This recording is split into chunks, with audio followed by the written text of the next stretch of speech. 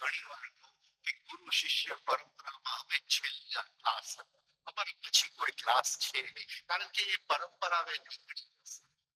હવે આજનો બાળકને કોઈ વચ્ચે જોઈતું નથી. એ તો મને ડાયરેક્ટ સમજાવી દો. મારો બાળક મને કે એ બધી મોટી વાત કરો, મને ડાયરેક્ટલી શું કરવાનું છે સમજાવી દો, હું મારી મેળે સમજી.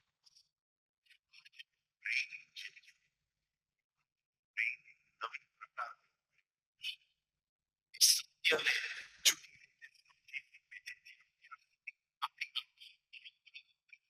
નથી સમજી શક્યા એ બધું એકચ્યુઅલી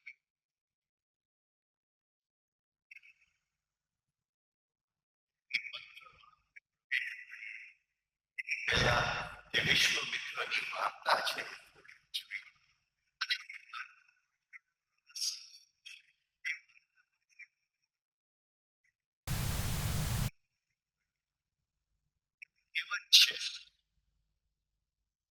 ગાયત્રી મંત્ર બીજ અજગરી છે.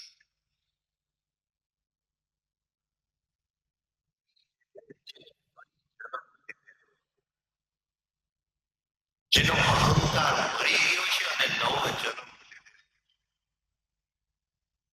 હરે આધ્યાત્મિક પરંપરામાં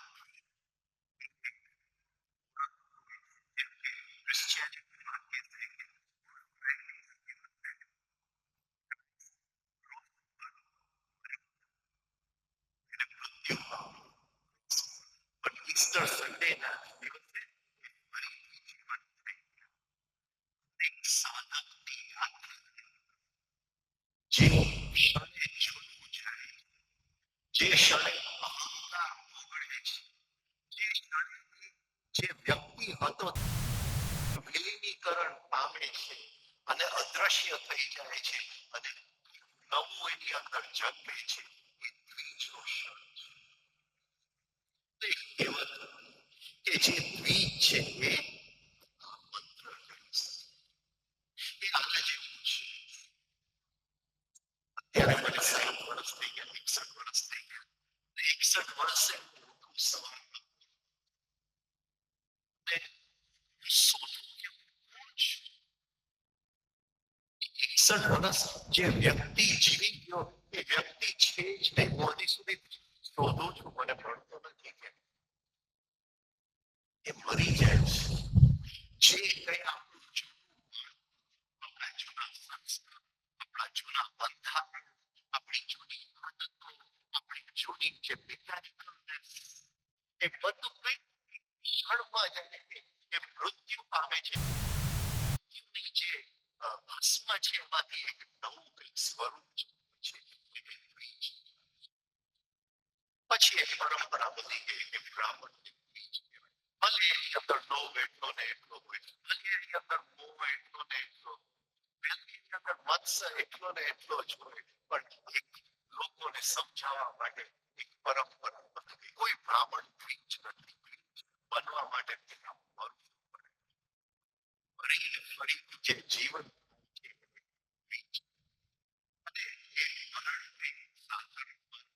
શરીરનું મરણ તો કેટલી વાર થઈ ચૂક્યું છે, આપણને ખ્યાલ નથી એટલી વાર, પણ મરણ તો એક જ વખત થાય છે. એ અહંકારનું મૃત્યુ પછી જે વ્યક્તિ જન્મે છે તો એ કહેવત શું કહેવા માંગે વિશ્વમિત્રની વાર્તાની અંદર એ છુપાયેલું છે. વિશ્વમિત્ર રોજના રાજાના દીકરા, એનું નામ કૌશિક. બધાને ખબર છે કે એક વખત એ યુદ્ધ લડીને પાછા ફરતા અને એની સેના ખૂબ થાકેલી હતી અને વશિષ્ઠના આશ્રમમાં બનાવ્યો. વશિષ્ઠ પાસે ગાય હતી, નંદી કામદેવની દીકરી હતી અને એ ગાય એવી હતી કે હરેક ઈચ્છા પૂરી કરી શકે.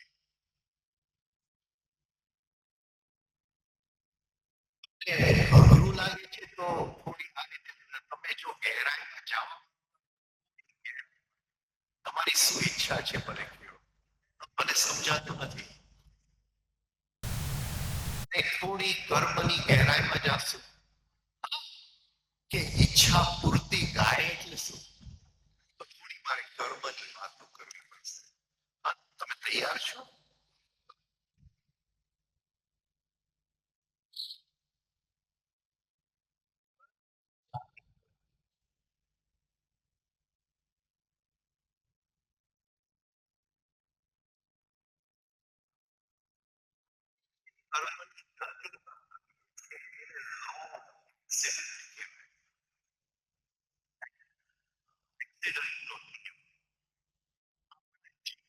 જે બને છે એક્સિડન્ટ,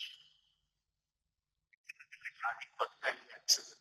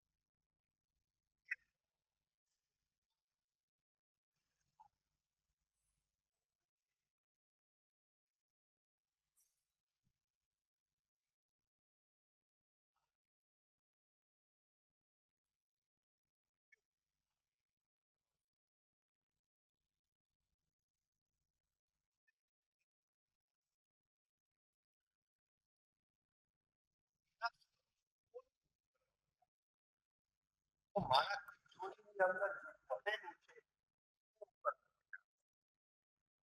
તિજોરીમાં શું થયું છે?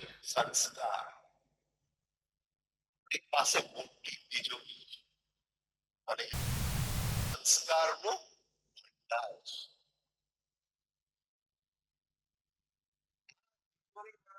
છે. ગુસ્સાનો સંસ્કાર પડેલો છે. ગુસ્સાનો સંસ્કાર છે 100 રૂપિયા જેટલો પડ્યો છે. કેટલો છે? 100 રૂપિયા. હવે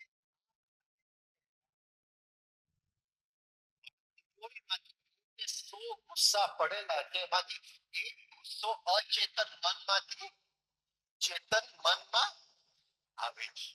એ મને હિપ્નોટાઇઝ કરી નાખે છે. છે તો મારો સંસ્કાર, મારો ગુસ્સાનો સંસ્કાર. હા, એ અચેતનમાંથી ચેતન. લિમિટ કોણ બાજુ? રાઈટ. અચ્છા, થોડી બીજી વાત કરીએ પછી આગળ.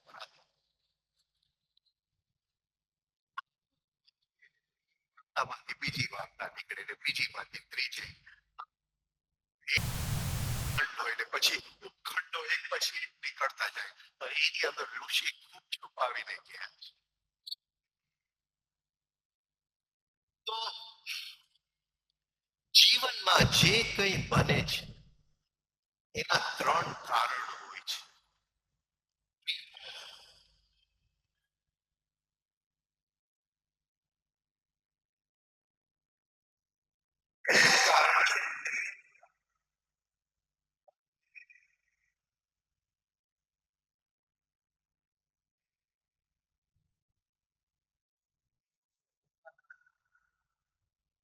અને ત્રીજું છે મૂળ કારણ.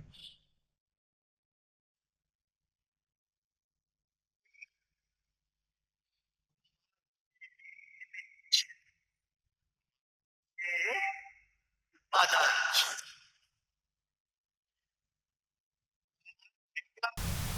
માટી ન હોય તો બની શકે ન બની શકે.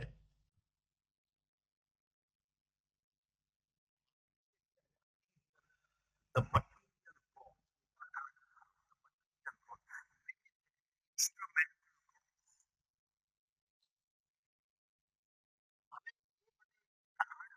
જે મારું અપમાન કરે છે પણ મારી અંદર ગુસ્સો ન જ હોય, બધું ખલાસ થઈ ગયું હોય, તો હું એની ઉપર ગુસ્સો કરી શકું? કરી શકું. જે મટીરિયલ છે, જે માટી છે, ગુસ્સો તરીકે એ મારા અચેતન મનમાં પડ્યું હોવું જોઈએ, તો જ હું એની ઉપર ગુસ્સો કરી શકું. આ સમજાય છે?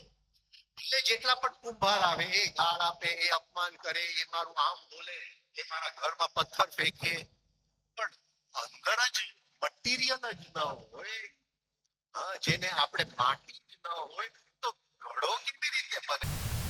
ગુસ્સો જ ન હોય તો ઘડો કેવી રીતે બને? આ સમજાય છે? થોડા વર્ષો પહેલા દીકરી નાની હતી, જે હતા એને ધ્યાનનો બહુ અભ્યાસ કર્યો અને ધ્યાનની અંદર જ શરીરને છોડી દીધું.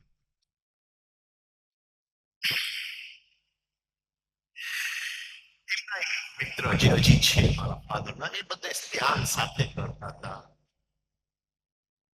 અને મારા બાપુજી આવી એક ગતિ કરીને છૂટા થઈ ગયા. 48 વર્ષની ઉંમર હતી.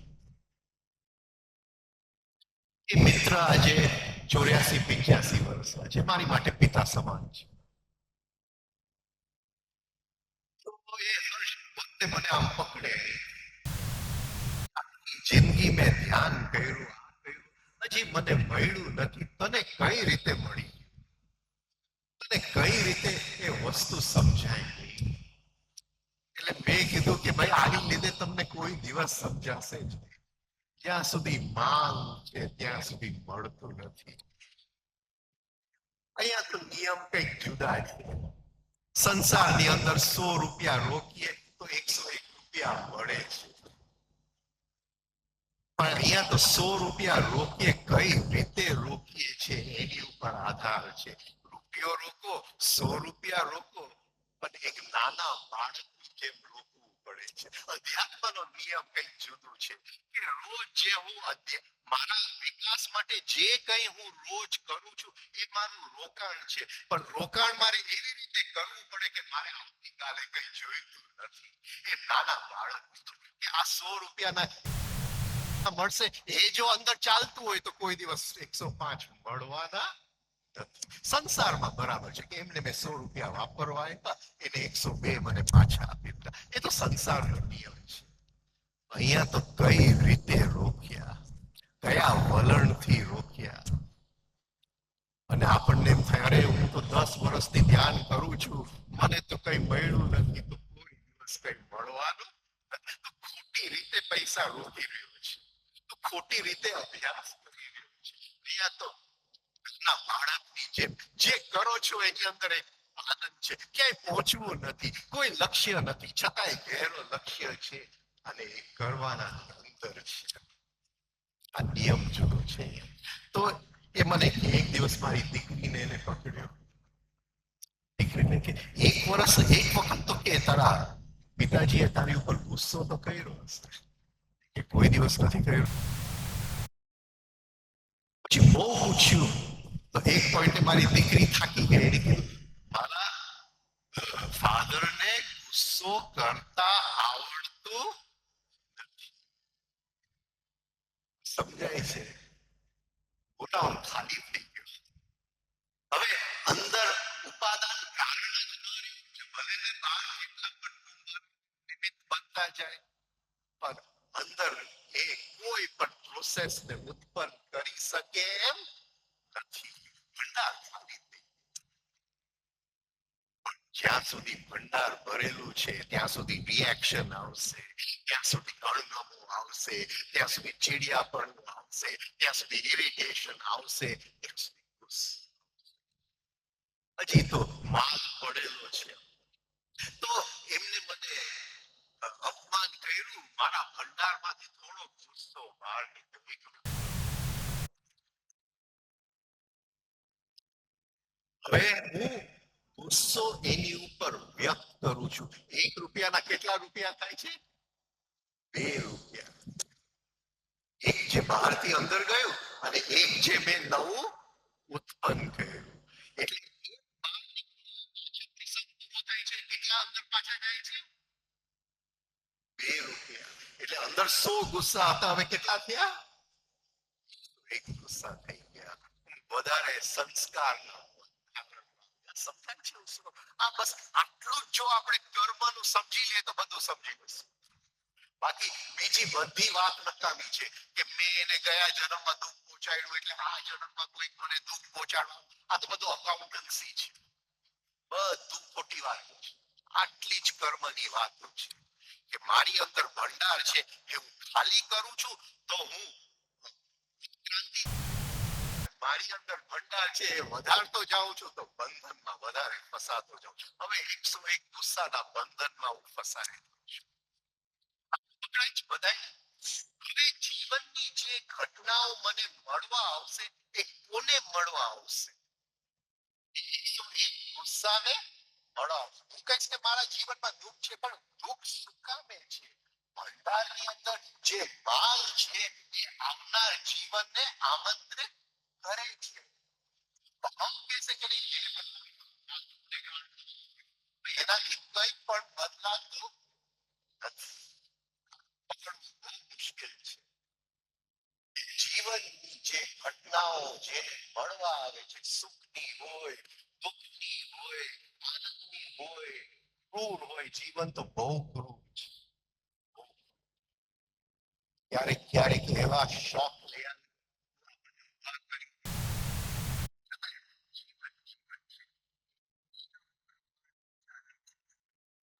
શોધ્યો નથી કે આ ઘટના આના દરવાજે લઈ આવો. આપણી અંદર જે સંસ્કારનું ભાથું છે એ ઘટનાને આમંત્રિત કર્યું છે. અને એ સંસ્કારનું ભાથું જો બદલાઈ જાય તો આવતીકાલે જે ઘટનાઓ આવવાની છે એ બદલાશે કે નહીં બદલાય? બસ આટલી જ. આ જો સમજાય તો અત્યારે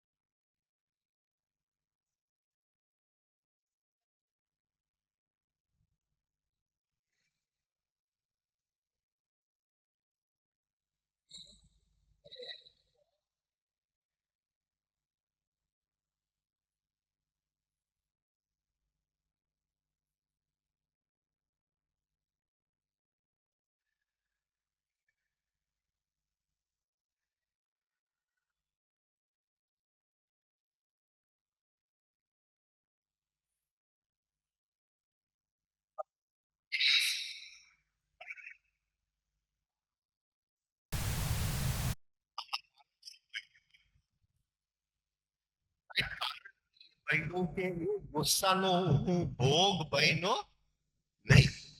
એ ગુસ્સાનો જે મને ખેંચી જવા માંગતો હતો એનો ભોગ બન્યો નહીં. એ હવે હું ભોગ ન મળ્યો એટલે એ ગુસ્સાને મરી જવું. એ મરી જવું પડ્યું એટલે એ કારણ બન્યું. મારો અભ્યાસ કારણ બન્યો. સમજાય છે? મારો અભ્યાસ કારણ બન્યું. એની માટે ઇફેક્ટ એટલે અસર. આવતીકાલે જે ઘટનાઓ મને મળવા આવવાની છે ગઈકાલ કરતા જુદી હશે. સમજાય છે? જીવન બદલાઈ ગયું. હવે હું કર્મની જુદી એક રેખામાં જે સાધારણ લોકો જે કર્મ ચાલે છે એના વિચાર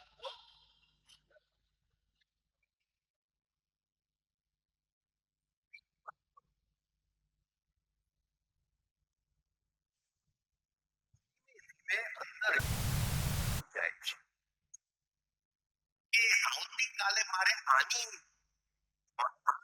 ઘટનાને મારે આમંત્રણ કરવું હોય તો અંદર કઈ મારે મુદ્રામાં બેસવું પડે. અંદરની કઈ એવી સ્થિતિ છે જે આવતીકાલે આ ઘટનાને આમંત્રિત કરશે. અને એ મુદ્રાનું હું આયામ શીખી જાઉં. જે મુદ્રા બધા બહાર શીખડાવે છે એ અંદરથી કયો મુદ્રા લેવાનું, મનની અંદર કઈ સ્થિતિ બાંધવી. હું હવે કર્મનો નવો નિયમમાં આવી જાઉં છું. હું જે માંગુ છું એ આવતીકાલે બની શકે છે. અહીંયા વશિષ્ઠ કહે છે મારી પાસે ગાય છે, એ ગાય પાસે ગમે એ માંગો એ પૂરું કરી આપે છે. એ સ્થિતિ સુધી આપણે બધાય પહોંચી શકીએ એમ છે. ખાલી વશિષ્ઠની ગાયની વાત નથી. આ પકડાય છે હું શું કહું છું. અને લીટી આપણે મૂકશું.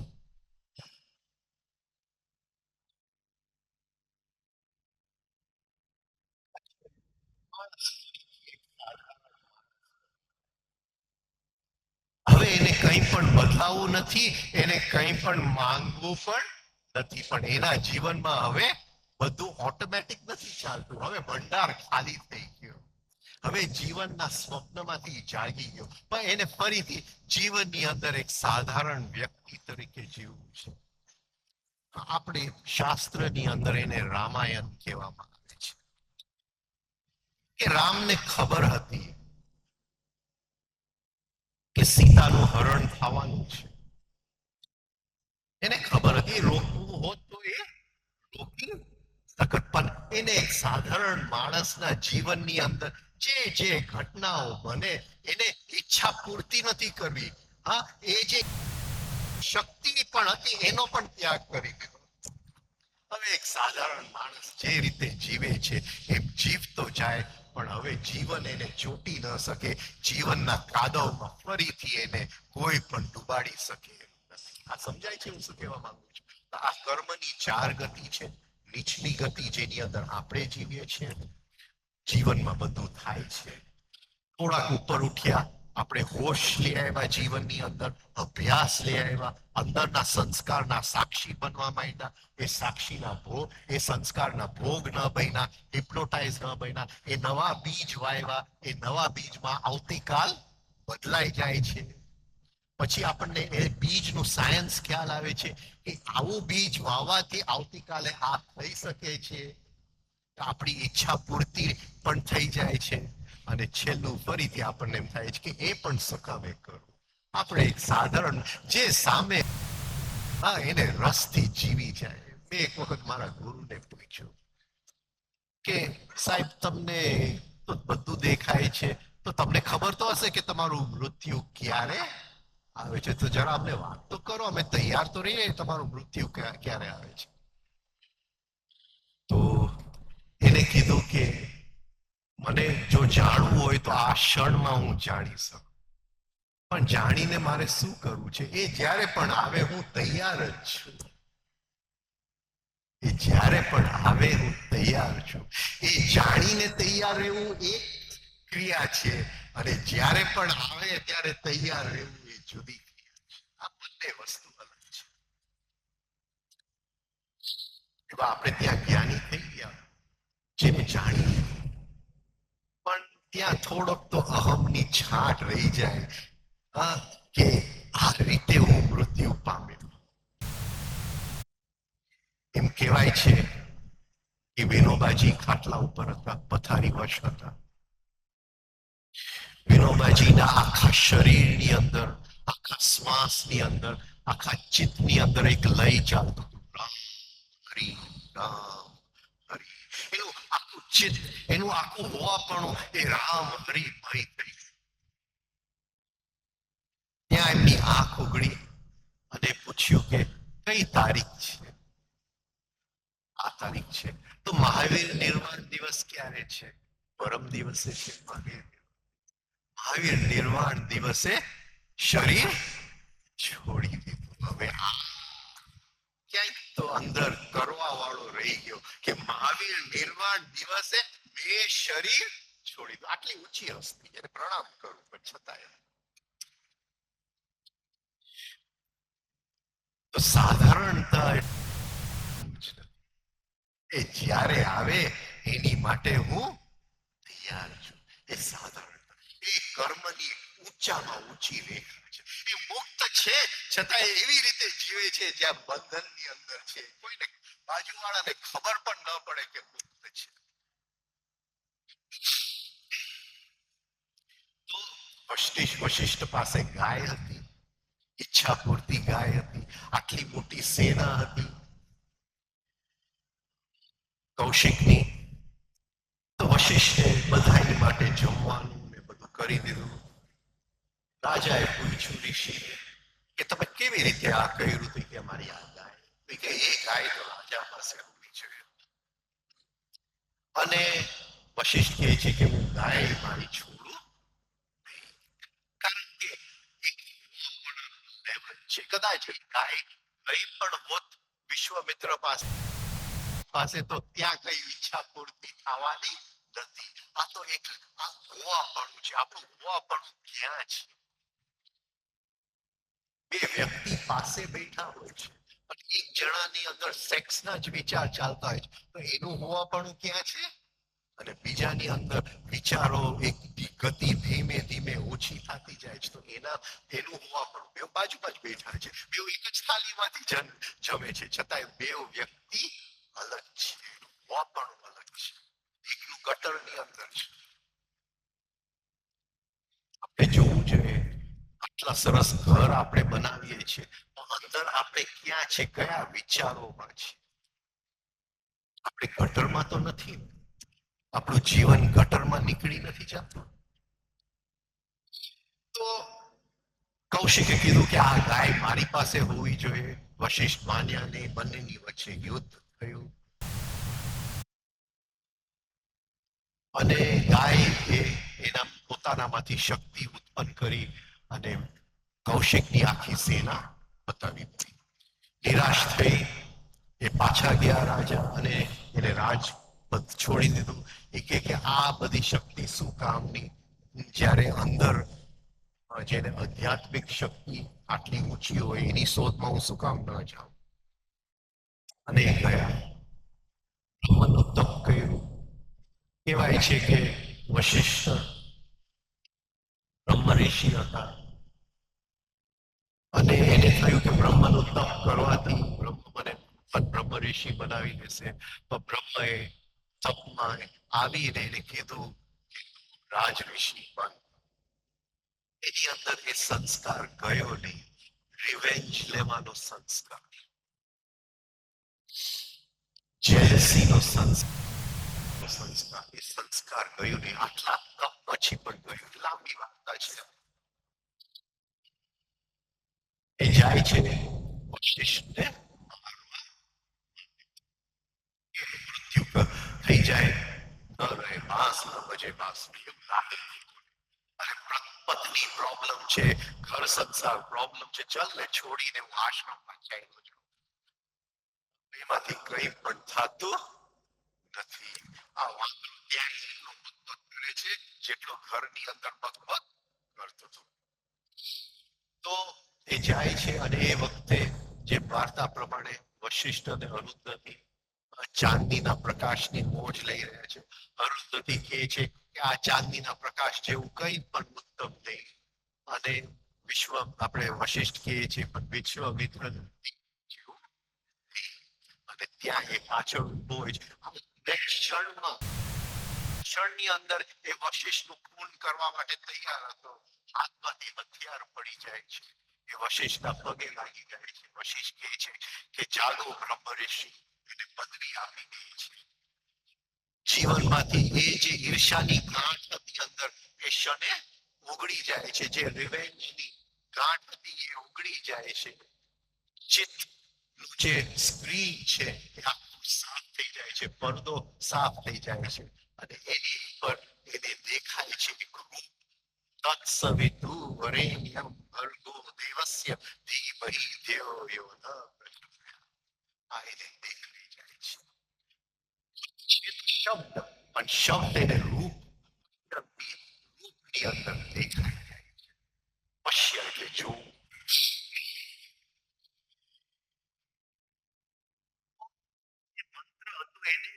જે આ મંત્ર અવતર્યું છંદની અંદર હતું એટલે એને ગાયત્રી મંત્ર કહેવામાં આવ્યું.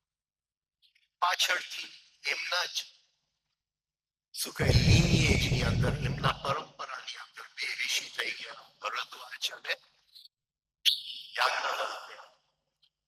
યાજ્ઞવલ્ક્ય તો બહુ ફેમસ, કારણ કે બૃહદ અરણ્યક ઉપનિષદનો એ ઓથર છે. તો એ બે ઋષિઓએ આ ઉપરની લાઈન એડ કરી. એ બંને ઋષિઓ પોતે વિશ્વામિત્રને આટલું જ દેખાયું હતું. તત્સવિતુ વરેણ્યં ભર્ગો દેવસ્ય ધીમહિ ધિયો યો ન પ્રચોદયાત.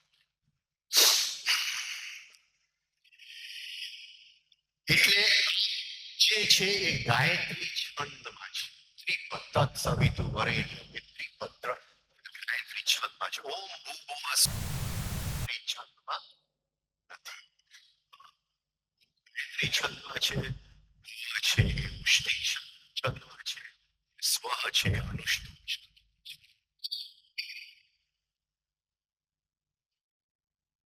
હવે એટલે દ્વિજનો અર્થ શું? દ્વિજનો અર્થ જેની અંદર બીજાની ઉપર રિવેન્જ લેવાની જે ગાંઠ હોય, ઘોડાની અંદર જે સંસ્કાર પડેલો હોય કે મારે આનાથી સારું થવું છે, મારે આને બતાવી દેવું છે, હું તો ચાલતી ન લઉં. તમે સમજો ને હું કોણ છું. બિલકુલ ચલાવી નહીં લો. એ જે સંસ્કાર છે એનો ઓગળી ગયો, એનો નવો જન્મ થઈ ગયો. પ્લીઝ અન્ડરસ્ટેન્ડ, એક વસ્તુ સમજી જાજો.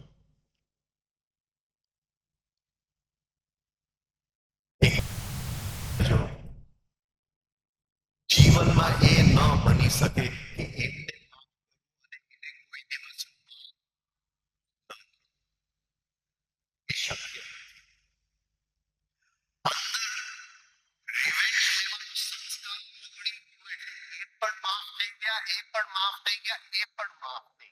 હવે મારા હાથની વાત જ નથી, અંદર એ માટી નથી રહી જે હું કોઈની સાથે રિવેન્જ લઈ શકું. આ પકડાય છે એટલે અરે હું તને તો માફ કરી દઈશ, પણ તમને કોઈ દિવસ નહીં માફ. એ શક્ય નથી. આ એક્સક્લુઝિવ વાત નથી. એક જણો માફ થઈ ગયો તો કાં તો બધાય માફ થયા, કાં તો કોઈ નહીં. એને તો બસ આને તો હજી હું સહન કરી શકું, પણ એને તો કોઈ પાછો 2 જન્મમાં હું 10 જન્મ, એને તો કોઈ દિવસ માફ નહીં. પણ આ શક્ય જેની અંદર આ ગયો એ દ્વિજ. હવે એ બ્રહ્મ ઋષિ બની, સંસ્કાર ઉભરી. હવે એ ગાયત્રી મંત્ર કરવા માટે લાયક. આ મંત્ર ચાલુ કરીએ એ પહેલા જો આપણી અંદર એવું હોય કે એને 5 અનુષ્ઠાન કર્યા તો હું 10 કરી લઉં, અને એ શું સમજે છે એની જાત, રાઈટ? તો પછી આ મંત્ર એટલે આ વાર્તા આપણને આપવામાં આવી છે. આ વાર્તા એ કહે છે કે આ સંસ્કાર જેનો ઓગળે એ આ મંત્રનો લાયક બને. હવે આપણે મંત્રમાં પ્રવેશ કરીએ. ઓમકાર શું છે? જે આધ્યાત્મિક પહોંચ, જે ભારતીય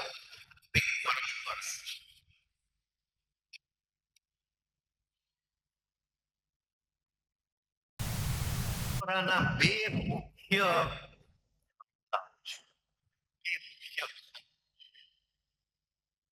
બે મુખ્ય જેની ઉપર એ આધારિત છે અને એક છે કે હર ક્ષણે બધું બદલાતું જાય છે અને બીજું છે કે કોઈ દિવસ કઈ બદલાતું નથી. આ બે મુખ્ય ખંભની વચ્ચે આખી ભારતીય આધ્યાત્મિક પરંપરાનો જગત જે કોઈ દિવસ બદલાતું નથી, હંમેશા એવું ને એવું જ છે, એટલે બ્રહ્મન કહેવામાં આવે છે. સત્યમ બ્રહ્મન, એ જે કોઈ દિવસ બદલાતું નથી અને એ જે હર ક્ષણે બદલાતું જાય છે એને સંસાર કહેવામાં આવે. ભારત દેશમાંથી કોઈ પણ અધ્યાત્મ નીકળ્યું, કોઈ પણ દર્શનનું ગ્રંથ નીકળ્યું, એ આ બે મુખ્ય ખંભની ઉપર આધારિત છે. એક એવું સત્ય છે જે કોઈ દિવસ બદલાતું નથી અને એક એવું તથ્ય છે જે હંમેશા બદલાય છે.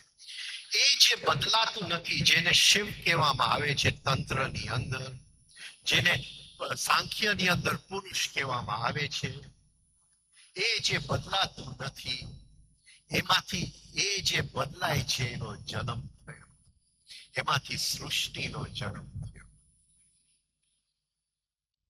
બે પ્રેમીઓ હોય છે, ખૂબ પ્રેમમાં હોય. એ માનો કે બધાના જીવનમાં કોઈ વખત કોઈ પ્રેમ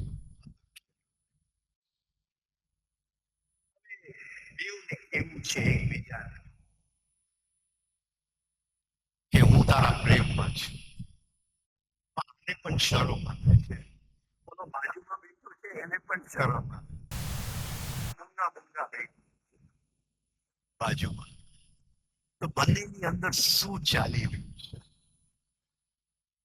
અંદર કંઈક તો ઉથલ પાથલ ચાલતી હશે, ભલે હજુ એ ઉથલ પાથલ વ્યક્ત નથી થયું, ભલે એ ઉથલ પાથલ હજી ગતિ નથી પડ્યું, પણ બંનેની અંદર કંઈક તો ઉથલ પાથલ, મોટી ઉથલ પાથલ ચાલે છે ને. તો મારે કેવું છે હું કહી નથી શકતો. આ જે અંદર ઉથલ પાથલ ચાલે છે એને શાસ્ત્રએ નામ આપ્યું સ્પંદ. એ જે બ્રહ્માંડ છે, એ જે સત્યમ છે, એની અંદર એક ઈચ્છા હતી કે મારે સૃષ્ટિ બનાવવું છે. હજી કોઈ ગતિ ઉત્પન્ન નથી થઈ એની અંદર, એની અંદર જસ્ટ હજી આમ એક જાતનું શું કહેવાય, તરંગોની, જે બે પ્રેમીની અંદર તરંગો છે, હજી બોલ્યા નથી પણ હજી તરંગો ચાલે છે કે મારે બોલવું છે, મારામાંથી સૃષ્ટિ નીકળીને બહાર તરંગોનું એક ઘડતર થાય છે. એ જે ઇનિશિયલ જે ઘડતર થાય છે એને સ્પંદ કહેવામાં આવે છે. હજી કોઈ ગતિ એમાંથી નીકળી નથી, પણ હવે તૈયારી છે.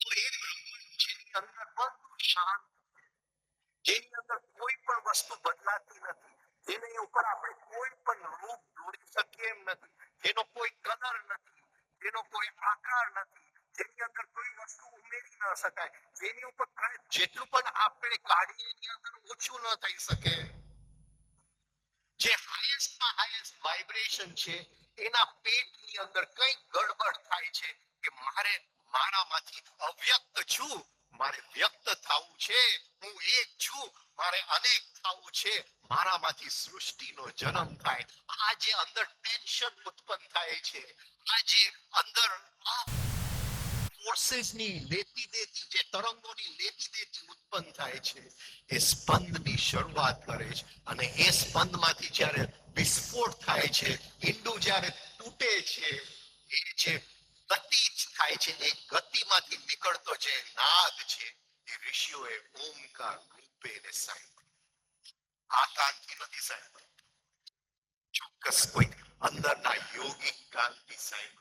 એ ઘટના જ્યારે સૃષ્ટિની શરૂઆત થઈ, જ્યારે પરમાત્માના પેટમાં કંઈક ગડબડ થઈ અને પરમાત્મા વ્યક્ત થવા માંગતા હતા, એને પોતાની સ્વરૂપની એક એને ઈચ્છા થઈ લેવાની અને વ્યક્ત થયો, એ જે પહેલું હલચલ થયું, એમાંથી નીકળતો નાદ કંઈક અંદરના કાનથી લોકોએ સાંભળ્યું. પછી લોકોએ એની ઉપર નામ અક્ષર આપ્યા, જે નાદ સાંભળ્યો એ અમાં નથી. આ તો કઈ રીતે વૈખરી શબ્દમાં આપણે બોલી શકીએ, આપણે એને મૂકી શકીએ, એ લોકો એને આ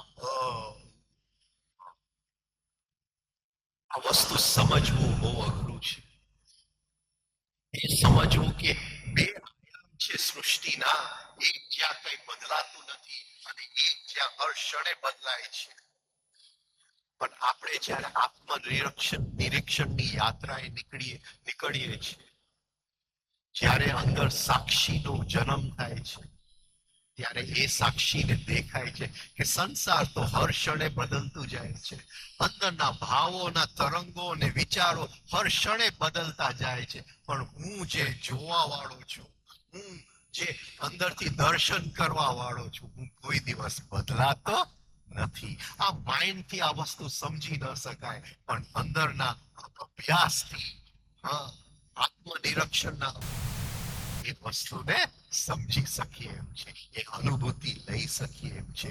આપણને ખ્યાલ આવે કે કોઈક એવી સ્થિતિમાંથી કંઈક વિસ્ફોટ થયું અને એ વિસ્ફોટ ઋષિઓએ ઓમકાર રૂપે સાંભળ્યો. આ જે ઓમકાર નીકળ્યો એને શબ્દ કહેવામાં આવે છે.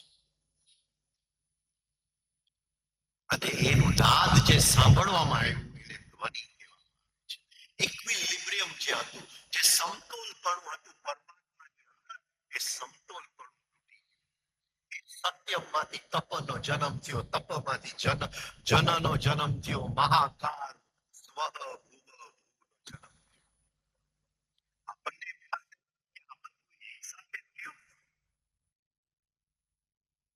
એક ક્ષણમાં થયું. તો આપણે ત્યાં વાદ વિવાદના ઘણા બધા નીકળી આવ્યા, એની અંદર આપણે ચોક્કસ એક ક્ષણમાં થયું. એક પાણીનું બકેટ છે, બાલદી પાણી. એ પાણીની બાલદી જોરથી બનાવીએ તો પહેલું જે તરંગ છે એ વ્યાપ્ત થઈ જાય. તો એમ સમજો કે એ પહેલું જે ઓમકાર, પહેલું તરંગ હતું, એ આખા પાણીની અંદર વ્યાપ્ત થયું. એ પાણી જે છે એ 7 લેયરમાં વેચાઈ ગયું, સત્યમથી ભૂ સુધી. તો એ ઓમ બોલવામાં આ 7 લોક છુપાયેલા છે. પછી જુદા જુદા તરંગો નીકળવા માંડ્યા. એની અંદર જો આપણને ટાઈમ હશે તો જશું. બીજ મંત્રના તરંગો,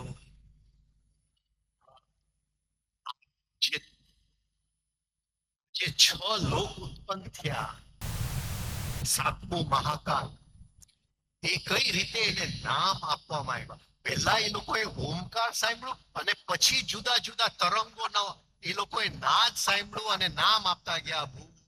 ભુવ સ્વ, એ રીતે નામ આપતા ગયા. એ જે સાંભળ્યું એ નામ, એને કઈ રીતે સાંભળ્યું? તો કોઈક એવા અંદરના આયામની અંદર એને ધારણા શક્તિથી ચિત્તની બધી પ્રક્રિયાઓને એવી રીતે શાંત કર્યું હશે. એવું એ ચિત્તની પ્રક્રિયા, એ ભૂલોકની પ્રક્રિયા હોય, ભુવલોકની પ્રક્રિયા હોય, સ્વલોકની પ્રક્રિયા, ચિત્તના બધા તરંગોએ શાંત કર્યા હશે અને ચિત્તની અંદર એક ગેપ ઉત્પન્ન કર્યું હશે, એક ઇન્ટરવલ ઉત્પન્ન કર્યું હશે. અને એ ઇન્ટરવલમાં એને એ નાદ સંભળાઈ ગયો, જે સૃષ્ટિનો પહેલો એ છે. એને આપણે ત્યાં શ્રુતિ કહેવામાં આવે છે. એટલે ચિત્તની અંદર એવી એક ઇન્ટરવલ, મેં શ્રુતિ એટલે જે સાંભળેલું છે, જે સાંભળે, જે ઋષિઓ આ સ્થિતિ સુધી પહોંચી શક્યા અને ડાયરેક્ટલી એ વસ્તુને સાંભળી અને ડાયરેક્ટલી લખી ગયા. એ શ્રુતિની અંદર 4 વેદ અને બધી ઉપનિષદો એ શ્રુતિની અંદર આવે. ઋષિઓ એવા હતા જે એ સ્થિતિ સુધી પહોંચી તો ગયા, અંદર અવતરણ થવા માંડ્યું. એ જે પરમ સત્યનું જે પહેલું જે ગતિ હતી એનું અવતરણ પણ થવા માંડ્યું, પણ ત્યાં વિચાર વચ્ચે આવી અને વિચાર એ સ્થિતિને ધારણ રોકી ના શક્યા એટલો સમય સુધી કે એ અવતરણ થઈ શકે. એટલે જે એ લોકોએ લખ્યું એમાંથી શ્રુતિ ન આવી, એમાંથી સ્મૃતિ આવી. એનો વિચાર જોઈ એ લોકો મનુસ્મૃતિ કહેવામાં આવે છે, શ્રુતિ કહેવામાં નથી આવી. વિચાર વચ્ચે આવી, એ ડાયરેક્ટલી સમજવા માંગતા હતા, પણ એના સંસ્કારમાંથી એક વિચારનો તરંગ વચ્ચે આવી ગયો. એ જે ગેપ હતું એ ગેપને એ રોકી શક્યા નહીં અને શ્રુતિ ન બન્યું, એમાંથી સ્મૃતિનો જન્મ. આખા પુરાણો એ શ્રુતિને સાંભળીને એનું સાયન્સ લખવા માટે એ લોકોએ વાર્તાઓનો ઉપયોગ કર્યો. આ રીતે એ જે પહેલો શબ્દ હતો એ આ ઇન્ટરવલ, સંગીતની અંદર એક ઇન્ટરવલ છે જેનું નામ છે શ્રુતિ. સ્વર અને નાદની વચ્ચેનો જે ગેપ છે એને શ્રુતિ કહેવામાં આવે છે. જો આવતીકાલે ટાઈમ મળશે, ની અંદર કયા કયા ક્રમો છે એ થોડીક તમારી સાથે વાત કરશું, અને એક ક્રમમાંથી આપણે કઈ રીતે બીજા ક્રમમાં જઈ શકીએ એની વાત કરશું. એ વચ્ચે એક ક્રમ અને બીજા ક્રમ વચ્ચેનો ગેપ જે છે એને શ્રુતિ કહે. પણ પતંજલિ શ્રુતિ શબ્દ નથી વાપરતો, એ ષડ શબ્દ વાપરે છે કે જેને એક ક્રમ પૂરું થાય અને બીજું ક્રમ ચાલુ થાય, એ વચ્ચે જે સ્થિર રહી ગયો એને એક ક્ષણ કહે છે. પણ આપણે એની બધી જુદી જુદી વાળામાં નહીં જાય, પણ કઈ કઈ ક્રમો છે જીવનની અંદર. હા, એ મને ગાળ આપે છે અને હું સામે ગુસ્સો કરું છું, તો આ કયું ક્રમ કહેવાય? આ કયું ક્રમ કહેવાય? બોલો. આ ઉલટીનું ક્રમ કહેવાય. મલમૂત્ર હું બહાર ફેંકી દઉં છું, આ કયું ક્રમ કહેવાય? હજી એનું બોલવાનું પત્યું નથી ત્યાં મેં એની ઉપર રિએક્શન, હરેક રિએક્શન જે છે એ ઉલટીના ક્રમમાં છે. પણ એના શબ્દ સાંભળું છું, એ શબ્દની અંદર જે પ્રાણ છે એ સમજવાની કોશિશ કરું છું. એ પ્રાણ મારા ભૂવલોકમાં જાય છે, શબ્દ ભૂલોકમાં આવે છે, અને અંદરની સમજણ જે આવે છે એ સ્વલોકમાં આવે છે. અને એની અંદર તો આ બીમારી છે, આ ગાંઠ છે, એમાંથી આ શબ્દ નીકળ્યા, એ સમજણ આવે. હું કેવી રીતે એની ઉપર ગુસ્સો કરી શકું છું? આ સમજણમાંથી ગુસ્સો થઈ શકે એમ નથી. આ સમજાય છે હું શું કહેવા માંગુ છું? હર ક્ષણે ક્રમ, તો એ જે ઉલટીનું ક્રમ હતું એની બદલે હવે એને જે મને ગાળ આપ્યું એ પચાવવાના ક્રમની અંદર ચાલ્યું, ડાયજેશનના ક્રમમાં. આવી રીતે જુદા જુદા ક્રમો હોય છે જીવનની અંદર. એ ક્રમની વાત કાલે કરશું. તો આ ઓમકાર પહેલી જે ગતિ, અને જ્યાં ગતિ છે ત્યાં નાદ છે, અને એ નાદ સાંભળવામાં આવ્યો. હવે ઓમના 6 ભાગ છે.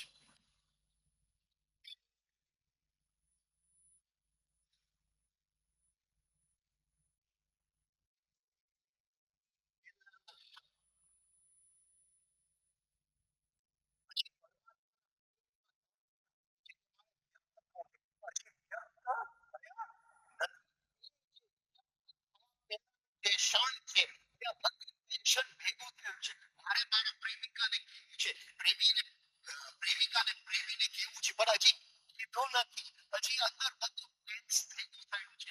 એ જે ઘણીભૂત શક્તિ છે જે વ્યક્ત થવા માંગે છે,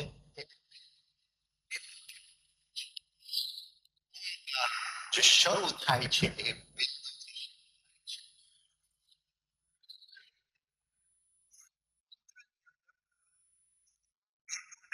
શિવનો વીર્ય કહેવામાં આવે છે. બીજ શિવનો વીર્ય કહેવામાં.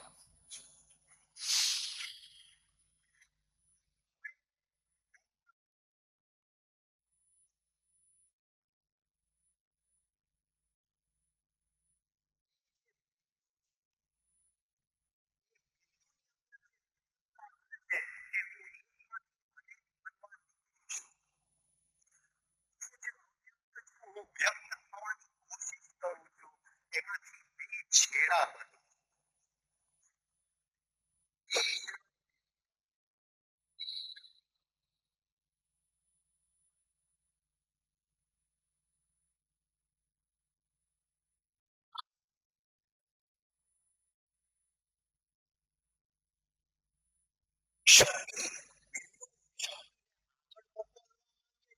શક્તિની ઈચ્છા નથી જઈને સૃષ્ટિ બનાવવા એ ફરીથી બિંદુની અંદર શિવની અંદર સમા તો બેવની અંદર એક છૂટું થવા માંગે એક પાછું અંદર જવા માંગે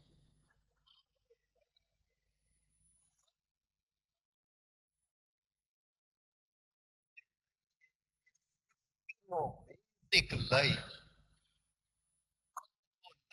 આ જો કોડ આપણને પકડાવવામાં આવે તો આપણે બંનેની વસ્તુની ઉપર માસ્ટરી આવી જાય માંથી અનેક કેમ થાઓ અને અનેકમાંથી ફરીથી અંદર આ કોડની માસ્ટરી જો આવી જાય આ લયની માસ્ટરી જો આપણામાં આવી જાય મારા ગુરુએ બહુ અભ્યાસ કર્યો અતિશય અભ્યાસ કર્યો અને કે જ્યારે આ લય સમજાશે તો સમજાશે પણ શ્વાસને એવો હું કંઈક લય આપી શકું જે આ લયને કંઈક મળતું આવે જે આ લયની અસરને શક્તિ શિવમાંથી શિવ શક્તિને છૂટું કરે છે છતાંય શક્તિ શિવમાં ફરીથી સમાઈ જવાની કોશિશ કરે છે જે જીવનના દ્વૈત છે છતાંય અદ્વૈત છે આ બે છેડા વચ્ચેનો જે લય હજી સૃષ્ટિ બની નથી હજી શક્તિ શિવમાંથી છૂટી પડી નથી આ બંને વચ્ચેનો જે લય છે એ લયને હું લોકોના શ્વાસમાં જો એ શ્વાસમાં એ લય જો સમાઈ જાય તો એ વ્યક્તિ જે એ પ્રમાણે શ્વાસ લેશે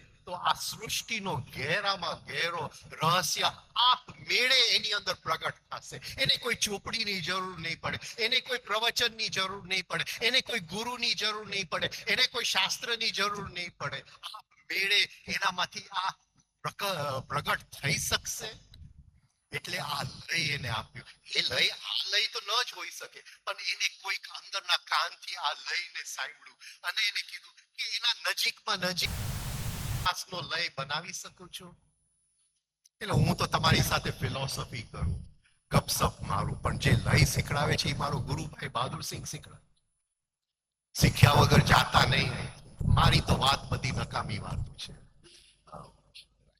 એ વાત તો ચાલ્યા કરે ચાય પીએ ને વાતો કરીએ આપણે પણ જે શીખવાનું છે એ લય શીખવાનું છે એ લય જો 24 કલાક આપણા શ્વાસની અંદર જો બેસી ગયું એ લય સમજો આપણે ભગવાનના એકદમ નજીક પહોંચી ગયા કારણ કે ભગવાનમાંથી શક્તિ છૂટી પડે છે એ વખતનો જે લય છે એ આપણા શ્વાસમાં આપણા હોવાપણામાં આપણા ચિત્તની અંદર એ લય આવી ગયું સમજો બધું આવી ગયું આ રાધે કૃષ્ણનો લય છે આ દ્વૈતનો લય છે આ દ્વૈતમાંથી અદ્વૈતમાં જવાનો લય છે આ જીવનના હર ક્ષણે જે જીવન સામે એ જીવનમાંથી રસ કેમ છૂટો કાઢવો એનો લય છે આ જીવનમાં હર ક્ષણ આપણો આનંદ અને મસ્તી અને મોજ અને નાચતા નાચતા જીવન નીકળી જાય આ લય એનો રહસ્ય છે એ શીખ્યા વગર જાતા નહીં આ શીખી લેજો પછી તમારે કરવાનું છે પછી અભ્યાસ તમારા હાથની વાત છે તો જે સ્થિતિ છે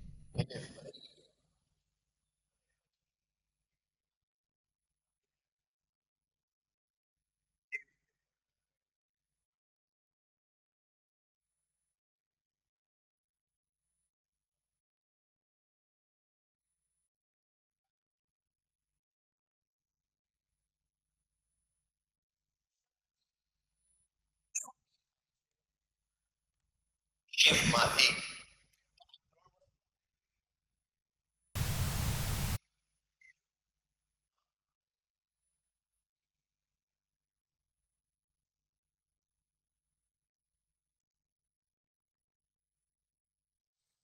પણ એ જે શક્તિ છૂટી પડે છે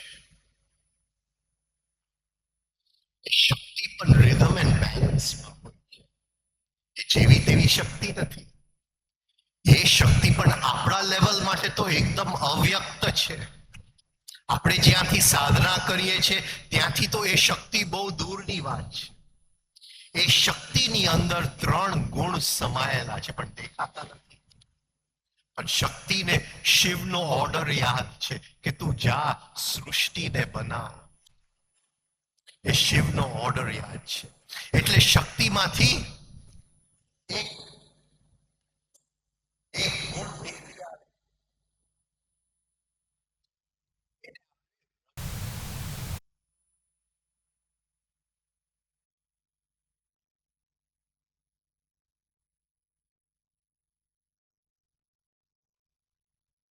રજગુણ કહેશે. આ રજગુણ શું કહે છે? એ કહે છે કે શિવની ઈચ્છા છે કે આ સૃષ્ટિ બને. તો એ શિવની ઈચ્છા કોણ આગળ લઈ જશે? તો હું આગળ લઈ જઈશ. એટલે એ બધી વસ્તુ કોણ બનાવશે? તો હું બનાવીશ. પણ હવે એક પ્રશ્ન ઉભો થાય, બનાવવું તો છે, પણ શેમાંથી બનાવવું?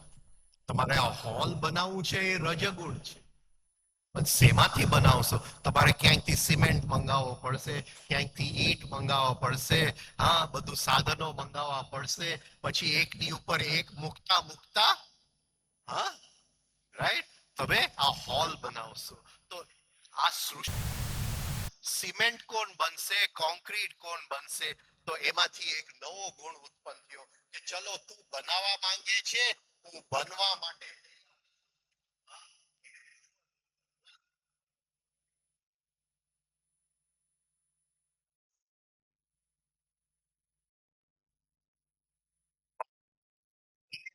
મેળવશે કોણ? તો જોઈએ ને અંદર ભાઈ ખાલી સિમેન્ટ નો એક થાંભલો બને તો એ નહીં બને. સિમેન્ટની સાથે થોડા ઈંટ, થોડું પાણી, થોડું રેતી. તો આ કઈ બુદ્ધિથી આપણે તમસ અને રજસ કઈ બુદ્ધિથી મેળવશું? તો એમાંથી બીજી ગુણ નીકળી આવે.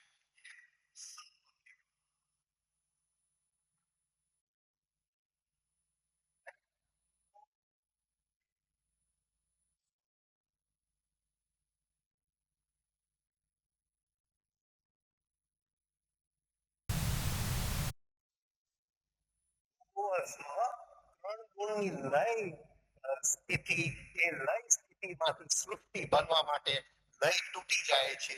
શક્તિમાંથી ત્રણ ગુણ ભૂસ્વ ત્રણ લોકનો જન્મ થાય છે. આ રીતે આ ઓમકારની સમજ છે. તંત્ર આપણે ભણીએ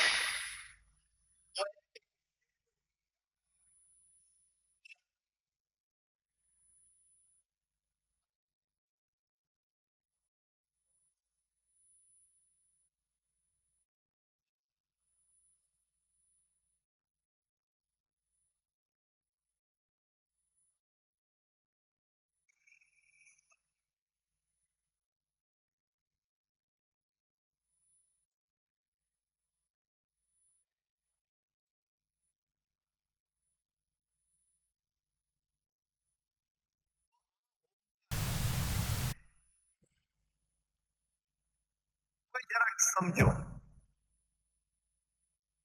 જ્યારે ઋષિએ સાંભળ્યું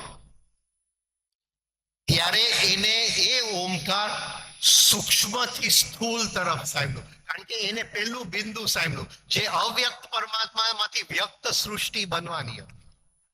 હા એને જે સાંભળ્યું. પણ જ્યારે એને એ ઓમકાર ઉપર ઓળખ આપી અ ઉ મ,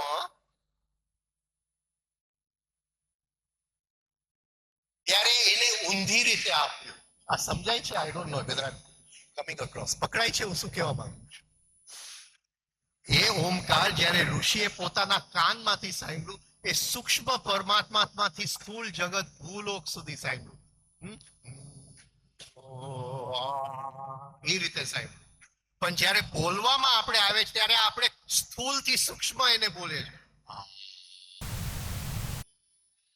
પણ એને એ રીતે નતું સાંભળ્યું. એને કઈ રીતે સાંભળ્યું? પકડાય છે હું શું કહેવા માંગુ છું?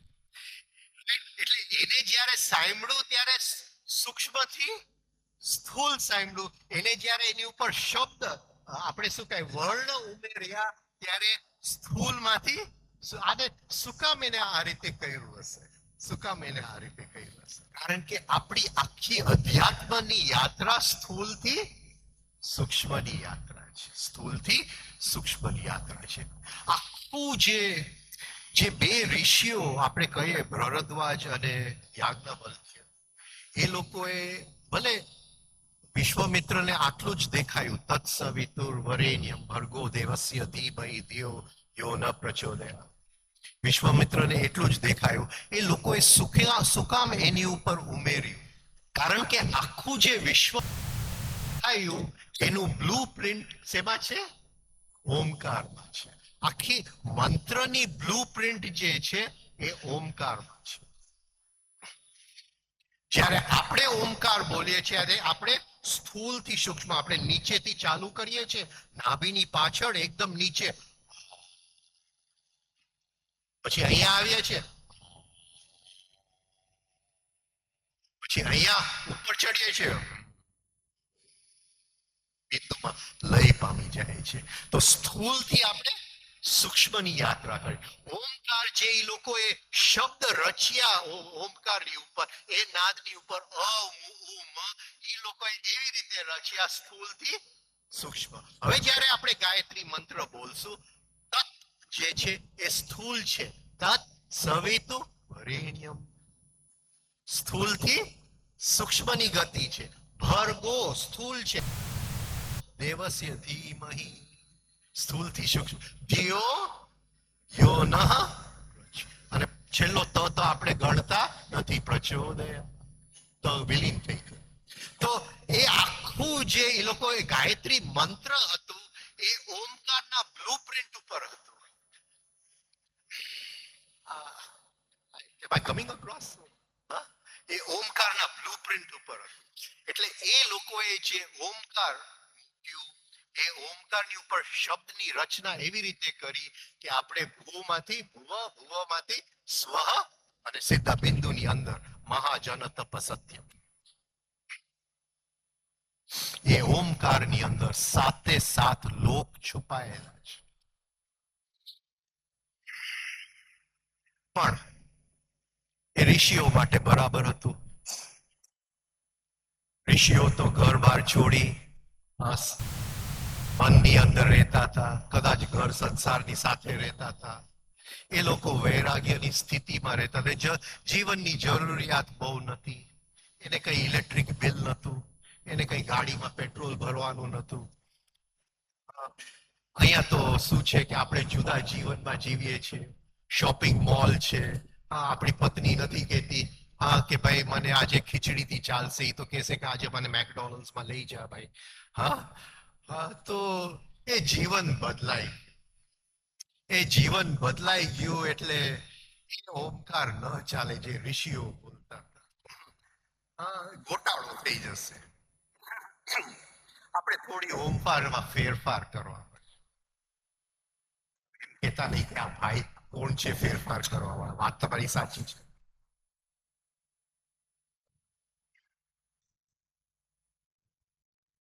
જીવનની અંદર એક ચાલે છે.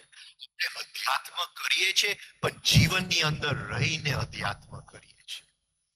આપણે અધ્યાત્મ કરીએ છીએ, પણ સંસારની લેતી દેતીની સાથે અધ્યાત્મ કરીએ છીએ. આપણે અધ્યાત્મ કરીએ છીએ, પણ નોકરી ધંધા સાથે અધ્યાત્મ કરીએ છીએ.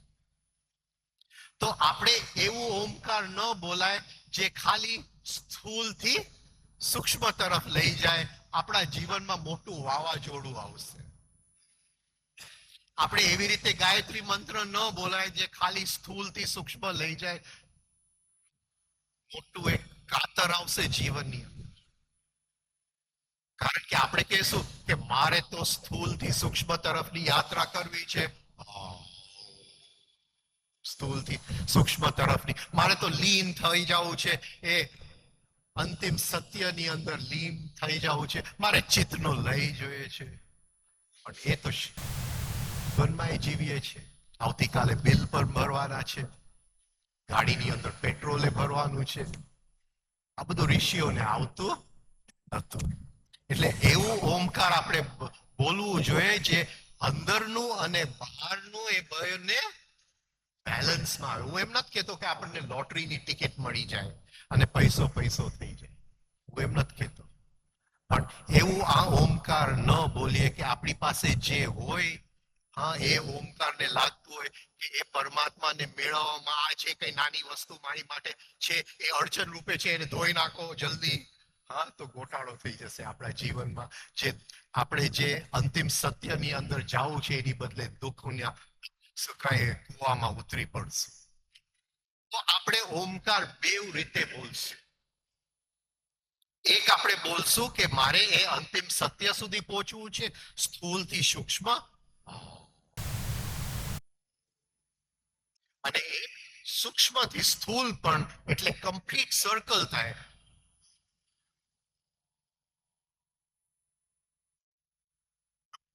સાથે બોલશું, બંને સાથે બોલશું. આ બેલેન્સ લાવશે. હકીકતે બહારનું જીવન અને અંદરનું જીવન અલગ નથી.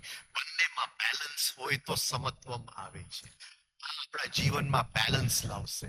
આપણે જે મટીરિયલ સૃષ્ટિમાં જીવીએ છીએ, જ્યાં રોજની શું છે દોડમ પટ્ટી છે, બધું પૂરું કરવા માટે, એમાં થોડીક આપણને હળવાશ આવી જશે.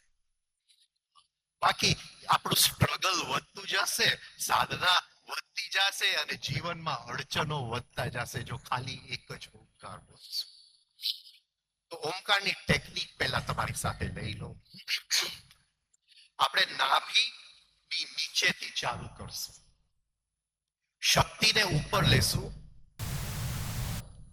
આ જે ચેનલ છે અહીંથી નીચે, આ જે ચેનલ છે અહીંથી અહીં સુધીની જે ચેનલ છે એને ગવર્નિંગ વેસલ કહેવામાં આવે છે.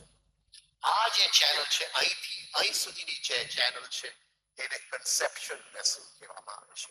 આની અંદર આપણે આપણા ઓમકારને ફેરવશું. આ બંનેની અંદર પ્રત્યક્ષ અનુમાન આગમ પ્રમાણી ગુરુ જે પ્રમાણ આપે છે એ પેલા શિષ્યને આગમ રૂપે ગુરુ કહે છે કે આ રીતે તું ફેરવ. એ ફેરવતા ફેરવતા શિષ્યને કંઈક અનુમાન આવે છે કે અંદર કોઈક માર્ગે શક્તિ ચાલી રહ્યા છે. તો આગમમાંથી ક્યાં આવ્યો? અનુમાન. અને એ અનુમાન જેમ ઘેરું વધતું જશે એને ખ્યાલ આવશે હકીકતે આ માર્ગ છે અને એની અંદર શક્તિ એ પ્રત્યક્ષ થશે. તો અત્યારે તો તમારે મારી વાત, હું ગુરુ નથી, હું તો તમારો મિત્ર છું, પણ છતાંય તમારે મારી વાત માની લેવી પડે આગમ તરીકે, કે આ રીતે આપણે ઓમકારને ફેરવવું છે. હવે આપણે આ રીતે ચાલુ કરશું, નીચેથી ચાલુ કરશું. હા, આપણે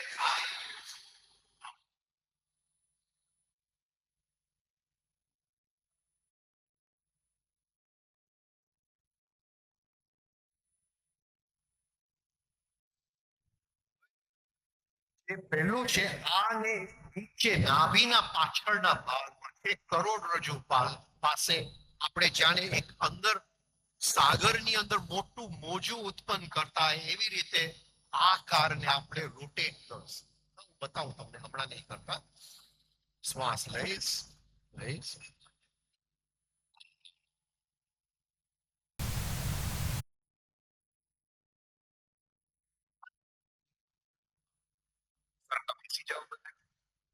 એકદમ રિલેક્સ.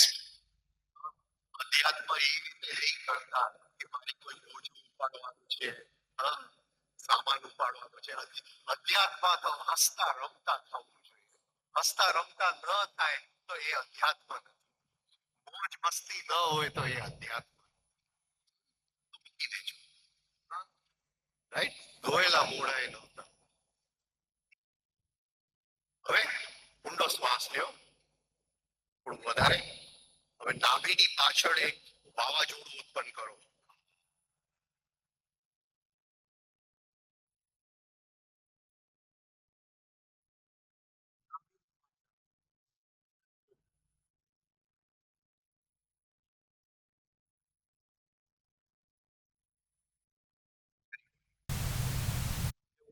તો ન કરાવી શકો, તમારે ઘરે પ્રેક્ટિસ કરવું પડે. ફરી એક વાર આપણે કરીએ.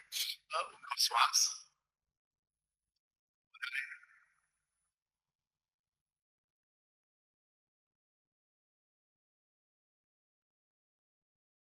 થોડું ખુલ્લું રાખજો. હા, ખુલ્લું.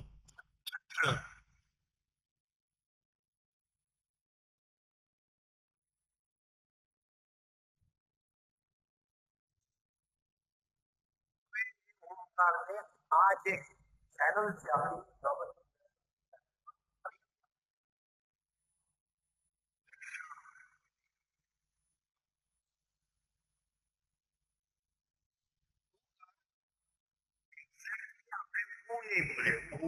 એમ નહીં, જેમ ઇંગ્લિશ વર્ડ ઓન છે.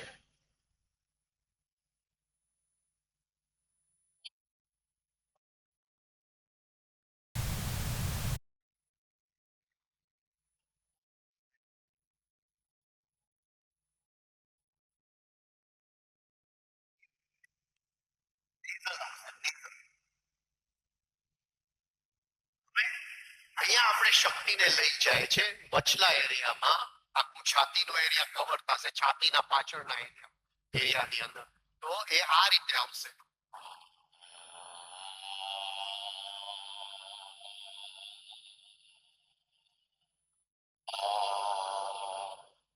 ખુલ્લું આખું એરિયા વાઇબ્રેટ થશે, આખું એરિયા વાઇબ્રેટ થશે. હા, ઊંડો શ્વાસ, ઊંડો શ્વાસ.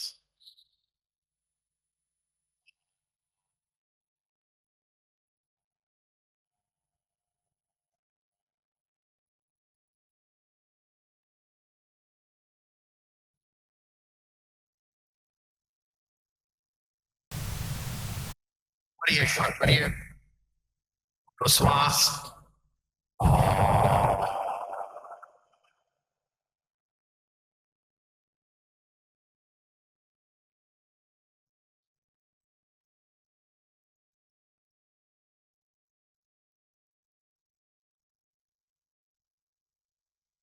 કરીએ શ્વાસ, ઊંડો શ્વાસ.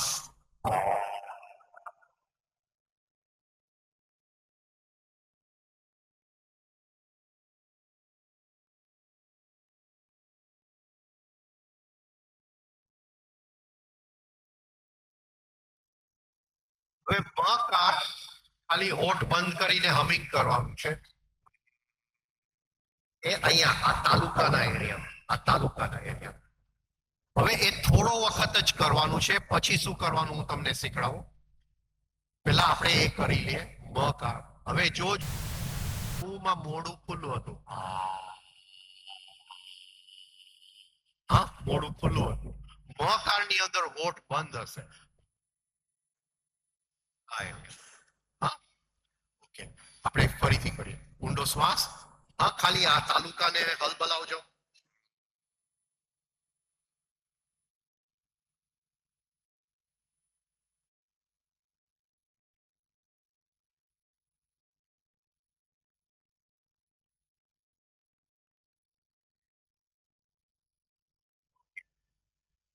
આ તો બધાને આવડે છે એટલે મારે વધારે કહેવાની જરૂર નથી. હવે અહીંથી અહીંની યાત્રા કરવાની છે, અહીંથી અહીંની, હા રાઈટ, થર્ડ આઈ, હા અજના સુધીની યાત્રા કરવાની છે. એ મકારને થોડો આપણે વળાંક આપશું.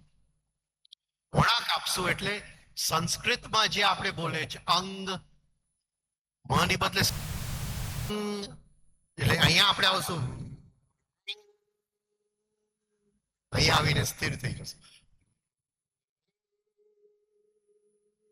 અહીંયા સ્થિર થશે, અહીંયા સ્થિર થઈ જશે. રાઈટ, હવે આખો ઓમકાર આપણે બોલે અહીં સુધી આવી જાય, પછી આગળ જાય. ચલો ઊંડો શ્વાસ, ઊંડો શ્વાસ.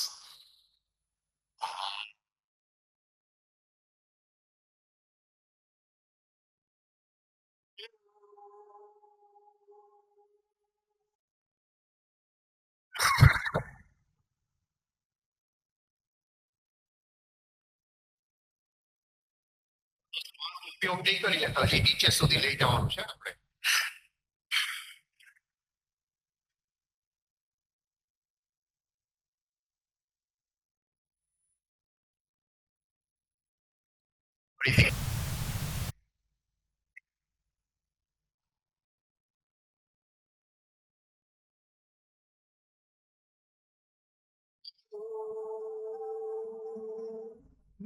અહીંયા સ્થિર થઈ જાઓ બંને આંખની વચ્ચે.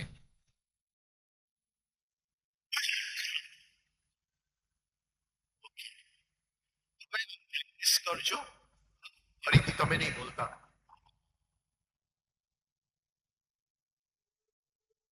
અહીં સુધી આવી ગયું. હવે અહીંથી ફરીથી આપણે નીચે લઈ જાવ. હવે જ્યારે આપણે અંગ બોલીએ છીએ ત્યારે જીભનો વચલો જે ભાગ છે એ ઉપરના તાલવે અડે છે. એટલે જે વાઇબ્રેશન છે એ ઉપરથી હવે નીચે જાય છે. રાઈટ.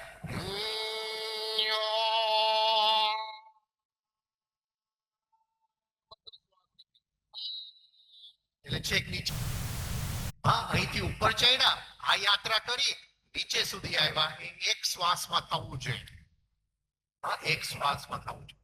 હવે એક વખત હું આખું કરી લઉં, પછી આપણે સાથે કરીએ. રાઈટ.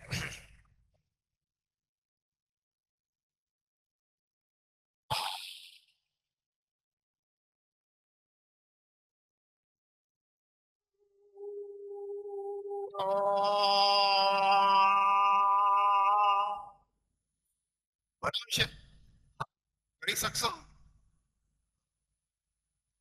એટલે આપણા જીવનમાં બે વસ્તુ આવી ગઈ, સંસારથી પરમાત્મા તરફ અને સંસારની અંદર લયબદ્ધતા. ભૂલોકની લયબદ્ધતા, ભૂલોકની લયબદ્ધતા, સ્વલોકની લયબદ્ધતા. બાકી આપણે ખાલી સંસારથી પરમાત્મા તરફ કરતા જશું અને અહીંયા ખિસ્સા ખાલી થઈ જશે. એ જમાનામાં ભિક્ષાંદે ચાલતું હતું, આજે ના. એટલે આપણે બંને કરવું પડે. બંનેમાં બેલેન્સ જોઈએ. બંનેમાં બેલેન્સ જોઈએ. એક વખત એક જૈન મુનિએ મારું શિબિર ગોઠવેલું હાવડાની. નહીં તમારામાંથી કોઈ હાવડા જોયું હોય, કદાચ આ દેશના ગંદામાં ગંદો ભાગ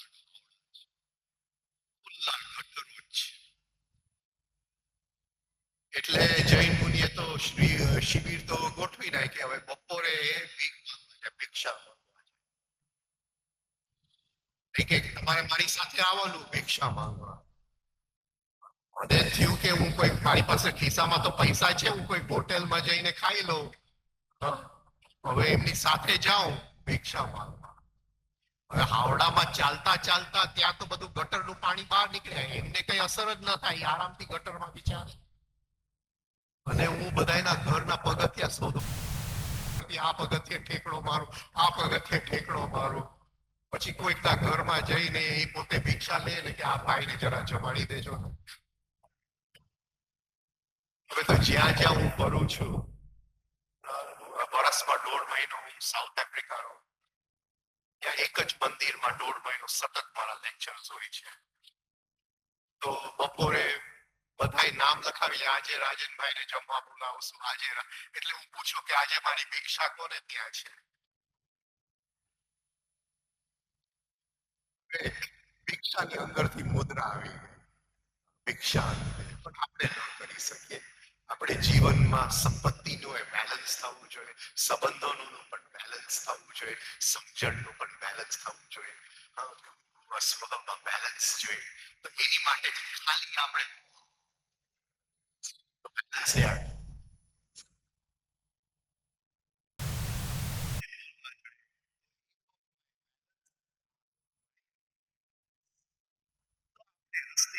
જિંદગી નીકળી જાય. ફરીથી આખું કરીએ, સાથે કરીએ.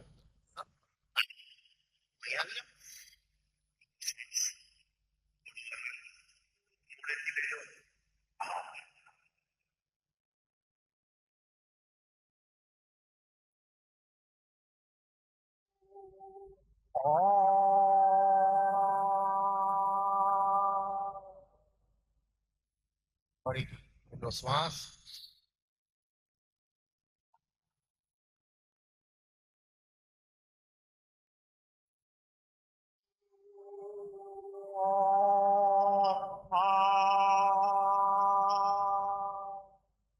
એક વધારે, એક વધારે.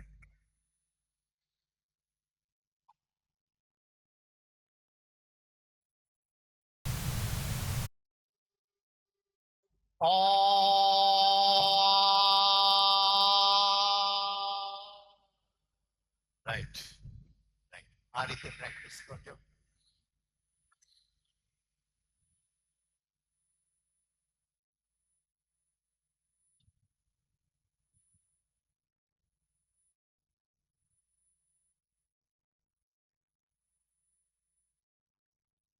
શકે તો બીજી વાર મળીએ ત્યાં સુધી 20 મિનિટ રોજ આ રીતે એક અભ્યાસ કરજો.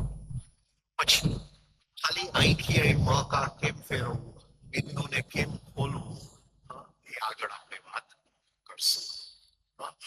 તો જો આપણે તમે કરશો તો ફરી વખત મળશું, તમે નહીં કરો તો ફરી વખત મળવાનો મોકો થાય કે ના થાય મને ખબર. તમારે આમંત્રણ પત્ર, કોઈ ફીસ નથી, કોઈ ચાર્जेस નથી, પણ આ મારા ચાર્जेस ગણી લેજો. તમે અભ્યાસ કરો, આપણે મળશું. તમે જોશો આ રીતે ઓમકાર જે કરો છો, તમારી જીવનની અંદર જે ઘટનાઓ જે તમને મળવા આવશે એ ઘટનાઓની ક્વોલિટી બદલાઈ જશે. તમારે દીકરા દીકરી કોઈની સાથે અંદર તણાવ હોય, તણાવો ધીમે ધીમે શાંત થવા મળશે. તમને ભૂલોકની અંદર જે બધી દોડ છે, જે સ્ટ્રગલ છે, જે તકલીફો છે પૈસા માટે, એ ધીમે ધીમે બેલેન્સમાં આવવા મળશે. અને સ્વલોકની અંદર જે સમજણનો જે ગહેરાઈ છે એ ધીમે ધીમે વધતી જશે. આ રીતે જો ઓમકાર કરશો, બંને જગતની અંદર બેલેન્સ. પ્લીઝ આ રીતે ઓમકાર કરજો. મારી ઉંમર 61 વર્ષની થઈ છે. મને ખબર નથી હવે કેટલા વર્ષ મારી પાસે, તો થોડું આપણે યાત્રા સાથે કરી શકીએ એ રીતે તમે કરજો. આમાં કોઈને કઈ પ્રશ્ન છે ઓમકાર કરવા?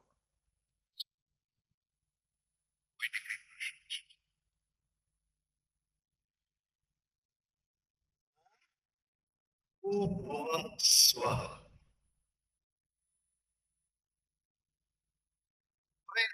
વ્યારુતિ કહેવામાં. વ્યારુતિ એટલે જેને શૃંગાર રૂપે મૂકવામાં આવ્યું છે. સત્યને થોડી ઢાંકીને એને શૃંગાર. સત્યને વ્યક્ત થવું છે પણ એની ઉપર થોડી કલાત્મક કંઈક મૂકી દે, એને શૃંગાર. કૃષ્ણ સત્ય હતા, પણ કૃષ્ણ જ્યારે રાસની અંદર ઉતરતા તો શૃંગારથી એ સત્યને ઢાંકી દેવામાં, કે એ સત્યના જો દર્શન કરવા તો શૃંગાર એ દર્શનને કરવા પડે. આપણે છે જગ્યા શ્રીનાથજી જાય, શ્રીનાથજી જાય તો શૃંગારના દર્શન કરીએ. સત્યને ન માની, સત્યના જુદા જુદા આયામ છે, એનું ડેકોરેશન છે.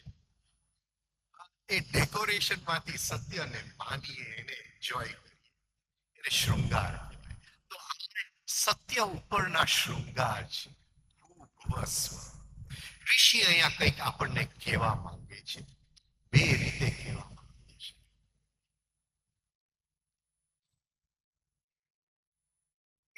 કહેવા માંગે છે કે આપણું જે ધ્યાન જે છે, આપણું જે અટેન્શન છે, આપણું જે ભાન છે, આપણું જે અવધાન છે, એ આ ભૂભુવ સ્વની અંદર ચોટેલું છે.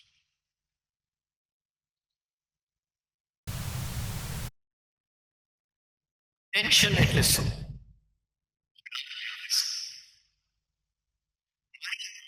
તમને જોયે છે પણ જોતું નથી.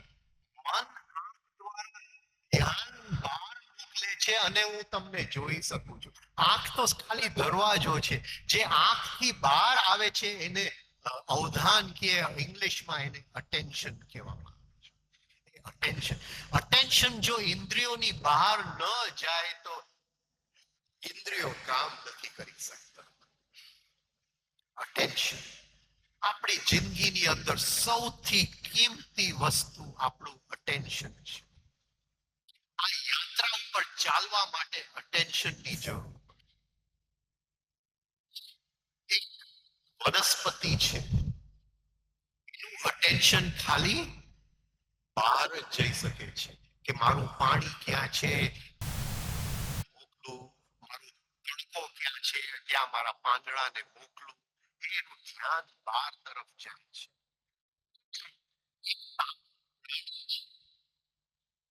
પણ ધ્યાન ખાલી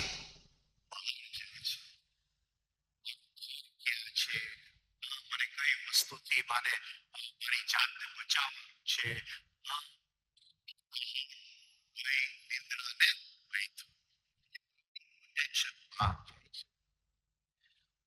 મનુષ્યની અંદર ભગવાને કંઈક જુદું કર્યું. અટેન્શન બહાર પણ જઈ શકે છે, જે પ્રાણીની જેમ એને જોઉં છું તો અટેન્શન બહાર જાય છે, પણ એને જોઉં છું એની સાથે મને અંદર કયો સંસ્કાર હું જીવી રહ્યો છું, મૈત્રીનો સંસ્કાર, દુશ્મનનો સંસ્કાર, કયો સંસ્કાર જીવી રહ્યો છું, એના તરફ પણ હું ધ્યાન દોરી શકું. એટલે મનુષ્ય બહાર પણ જઈ શકે, અંદર પણ જઈ શકે. આને સેલ્ફ કોન્શિયસનેસ કહેવાય. હવે કારણ કે આપણા બધા સેલ્સ જે છે એ પ્રાણીમાંથી આવે છે, એટલે આપણી અંદર એક સંસ્કાર જ છે કે ધ્યાન બહાર જ જાય. આપણે ટેવાયેલા નથી, આપણો અભ્યાસ નથી કે ધ્યાન અંદર જાય. આપણો ધ્યાન જે છે એ ભૂલોકમાં રમ્યા કરે છે. ઋષિ કહે છે કે હવે ધ્યાનને ભૂમાંથી ભૂવમાંથી સ્વ. અત્યારે આપણે ક્યાં છે? જો ખાલી તમે મને સાંભળતા હો તો ભૂલોકમાં છે, પણ સાંભળવાની સાથે તમને અંદર ભાન છે કે મને ગમે છે, નથી ગમતું, આ પ્રતિવાદ આવ્યો, આ પ્રતિસાદ આવ્યો, આ રિએક્શન આવ્યું, તો તમારું ધ્યાન ભૂલોકમાં છે અને ભૂવલોક. અને એની સાથે અંદર તમારું ધ્યાન એ છે કે અરે મને આ સમજણ પડી, આ સમજણ પડી, તો ભૂલોકમાં છે, ભૂવલોકમાં છે, સ્વલોકમાં છે. અત્યારે હું ક્યાંય ડે ડ્રીમિંગ કરી રહ્યો છું. અરે સાંજની રસોઈ શું બનાવવાની છે, અને ઘરે તો આ કામ બાકી રહી ગયું, અને આવતીકાલે તો દીકરાનું એક્ઝામ છે, અને તમે બેઠા છો અહીંયા ભૂલોકની અંદર, તમે કોઈ કલ્પના સૃષ્ટિમાં છો. નથી તમે ભૂની અંદર, નથી ભૂવની અંદર, નથી સ્વની અંદર. તો મારું હોવાપણું ક્યાં છે? મારું ધ્યાન ક્યાં છે? મારું ધ્યાન ભૂમાં છે, ભૂની સાથે ભૂવમાં છે, ભૂવની સાથે સ્વમાં છે. આ ત્રણેય લોકની અંદર જો મારું ધ્યાન હોય, સરખી રીતે અવધાન હોય, તો અહીંથી ઋષિ ગાયત્રી મંત્રની શરૂઆત કરે છે. ઓમ ભૂર્ભુવઃ સ્વઃ. તારું હોવાપણું ક્યાં છે? જગ્યાએ છે. તો ત્રણેય લોકની અંદર મારું જે ધ્યાન છે એ ચોટેલું છે.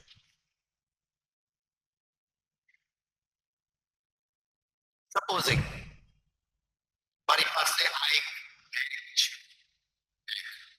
શોપિંગ બેગ, અને એ બેગ પૈસાથી નહીં, પ્રકાશથી ભરેલું છે. પ્રકાશથી ભરેલું છે. અને આટલો પ્રકાશ જીવને આપવામાં આવે છે. આટલો તારો કઈ ખર્ચો આ જીવનમાં તું વિતરો, હા જીવ, તને આટલો પોકેટ મની હું આપું છું. ભાઈ ધ્યાન રાખીને ખર્ચો કરજે, બધું એક સાથે વેડફી ન રાખતો.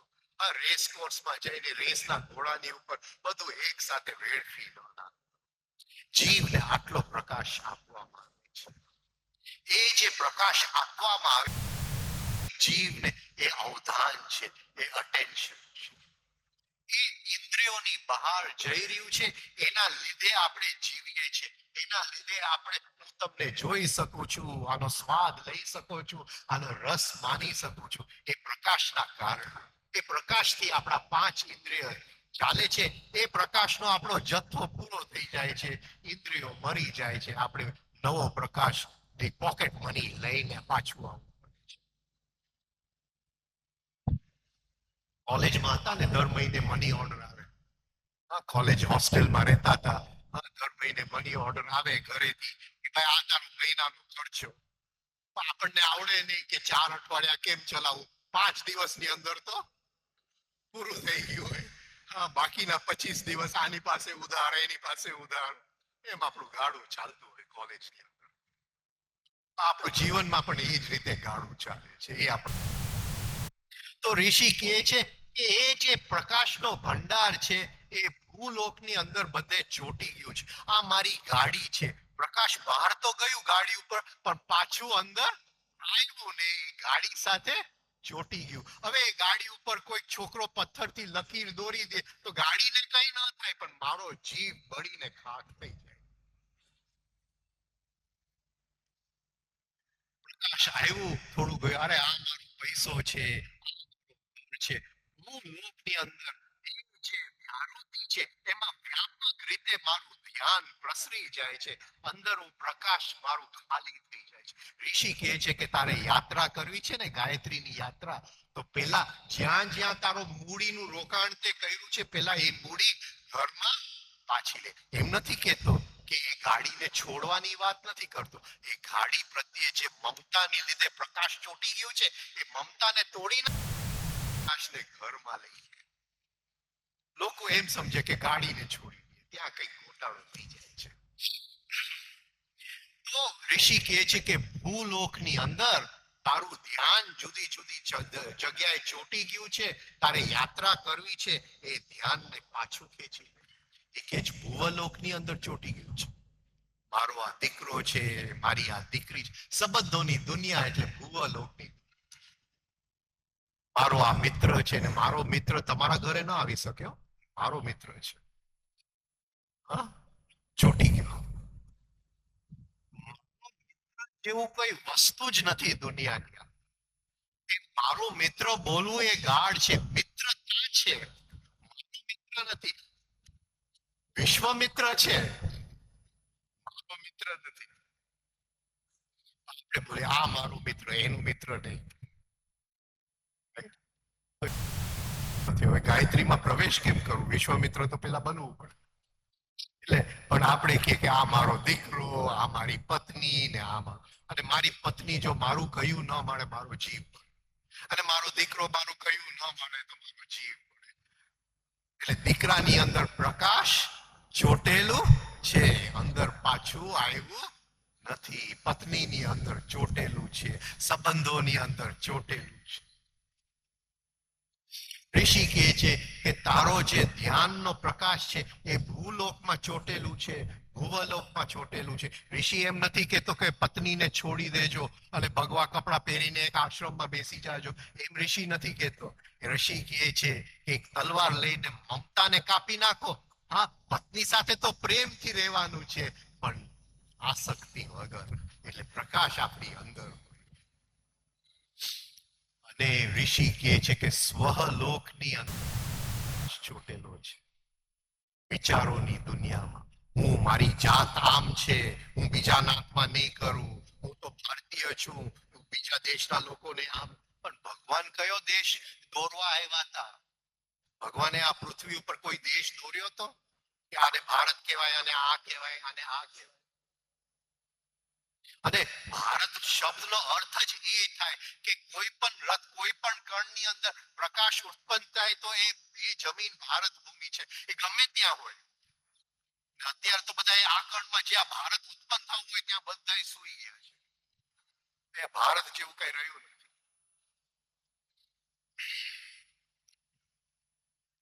તો વિચારોના છે, છે, અમારી સાધના છે, આ ઋષિકેશ જે તારું ધ્યાન ચોટેલું છે એ ધ્યાન છૂટું કર.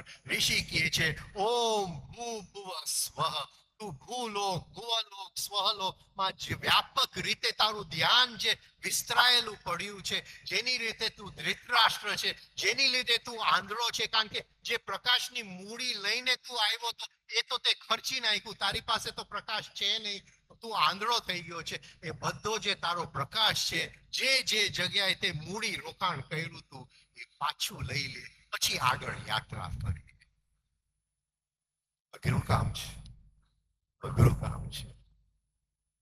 ઓમ ભૂભુવ સ્વઃ.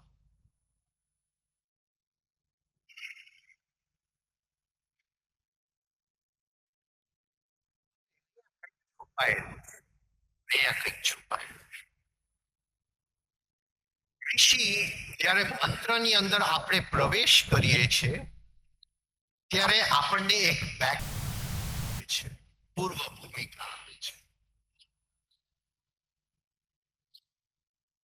તમે મને પૂછશો કે ભાઈ તું ક્યાં જાય છે, તો હું કહીશ કે ભાઈ હું ચાલવા તો જાઉં છું, પણ હવે થોડો સમય અહીંયા હોય, થોડો સમય અહીંયા હોય, થોડો સમય આ 3-4 જગ્યામાં હું રમતો હોઈશ, તમે મને શોધી લેજો. હું એક્ઝેક્ટલી કઈ જગ્યાએ છું હું તમને કહી શકતો નથી, પણ આ 3-4 જગ્યાએ હું હોઈશ.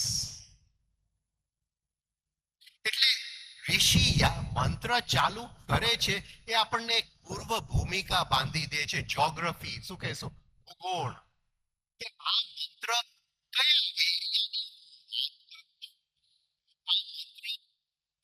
અંદર મેં કયા એરિયાની વાત કરી છે. તો એ કહે છે કે આ મંત્રની જે બાઉન્ડ્રી છે એ ભૂભુવ સ્વની બાઉન્ડ્રી છે. આ મંત્ર કરે છે એ ભૂભુવ સ્વની વાત છે. આ એનું જ્યોગ્રાફી છે, આ એનું ભૂગોળ છે. જ્યારે આ મંત્ર બોલવામાં આવે છે તો આપણે કયા એરિયાની વાત કરીએ છીએ, ભૂભુવ સ્વ. એ આપણને પૂર્વ ભૂમિકા આપી દે છે ઋષિ. પણ અહીંયા એક રહસ્ય છુપાયેલું છે. મંત્રની શરૂઆત એ ઓમકારથી કરે છે, અને મંત્રની શરૂઆત ઓમકાર એટલે એ પહેલું સ્પંદન, એ પહેલી જે ગતિ, એ પહેલી ગતિ જેનાથી બધું છૂટું પડ્યું. અને એમાંથી તો ખાલી ભૂભુવ સ્વ નતા, એમાંથી તો ભૂભુવ સ્વ મહાજન તપ સત્યમ થયું. શું સમજવું આ મંત્ર? આ મંત્ર શેની વાત કરે છે?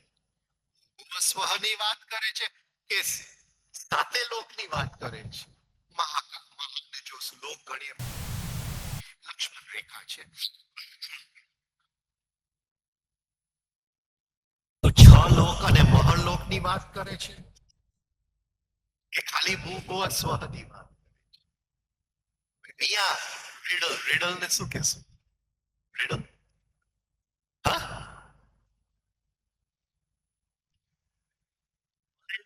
છુપાયેલું છે, રહસ્ય અહીંયા છુપાયેલું છે. એનું શું કહેવાય, શબ્દાર્થ અને ગૂઢાર્થ અહીંયા છુપાયેલું છે. શરૂઆતની અંદર આપણે જ્યોગ્રાફી તરીકે શું લેવું પડે? ભૂભુવ સ્વ. એક વખત આપણું હોવાપણું ભૂભુવ સ્વમાં વ્યાપ્ત થઈ જાય, ભૂની અંદર સંવેદના અને ક્રિયા, ભૂની અંદર ભાવ અને લાગણી, અને સ્વની અંદર વિચાર અને સમજણ, આ ત્રણેય આપણું હોવાપણું વ્યાપ્ત થઈ જાય ત્યારે એના ગહેરા રહસ્ય ઓમકારથી શરૂ થયું છે. અને ઓમકારની અંદર તો ખાલી ભૂભુવ સ્વની વાત નથી, ભૂભુવ સ્વ મહાજન તપ સત્યમની વાત છે. એટલે પહેલી આપણી યાત્રા ભૂભુવ સ્વની યાત્રા કરશું, અને એક વખત એની અંદર સ્થિર થઈ ગયા મહાજન તપ સત્યમની. આ ગાયત્રી મંત્ર છે એને 2 ભાગમાં આપણે વેચી નાખશું. એક ભૂભુવ સ્વની યાત્રા, એને આપણે ગાયત્રી સાધના કહીશું, અને એક મહાજન તપ સત્યમની યાત્રા, એને આપણે આત્મ સાધના કહીશું. કાલે એની ઉપર આપણે ગહેરાઈથી જશું. કાલે બાકીનું મંત્રનું શું કે અર્થ શું નીકળે છે એની ગહેરાઈમાં જશું. અહીંયા આપણે પૂરું કરીએ. તમે બધાએ 2.5 કલાક ઉપર થઈ ગયા. શાંતિથી સાહેબ બદલે આભાર.